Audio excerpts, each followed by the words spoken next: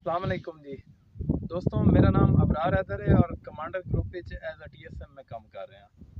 ਦੋਸਤੋ, ਅੱਜ ਗੰਦਮ ਦੇ ਨਾ ਦੋ ਮੁਤਬਾਦਲ ਖੇਤਾਂ ਦੇ ਵਿੱਚ ਮੈਂ ਖੜਾ।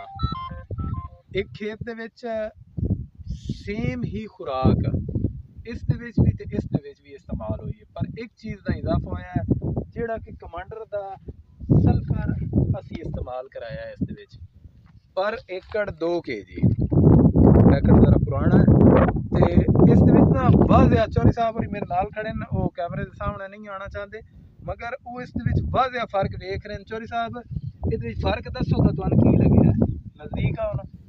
इस दिन कम अज कम 30 तो 35 टिलर ने, एक बूटे दे 30 तो 35 टिलर हैं।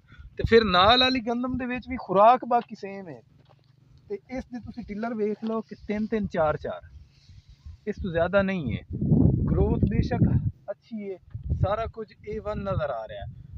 टिलर दे सिर ते पैदावार बनती है और सल्फर पाण नाल इन्हां दे जितने टिलर बने ने, इन्हां दा जेड़ा सोहना रंग खड़ा है, इस तो उम्मीद लग रही। चौधरी साहब तुहानू की लगदा है इस कितनी कैवरेज दा फर्क पै सकदा? मेरे हिसाब विच इस दे विच तुहाडा 50% फर्क नज़र आएगा। 50 ना भी नज़र आएगा अगर ये आई तकरीबन 50 मण, ये 65 मण 70 मण के नेड़े आएगी और इंशाअल्लाह तुहाडी एवरेज इन्नी एक आनी ही आनी है।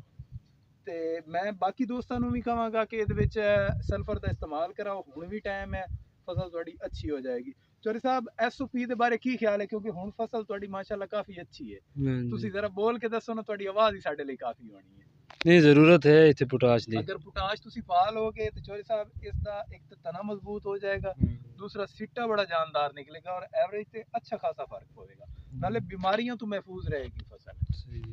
तो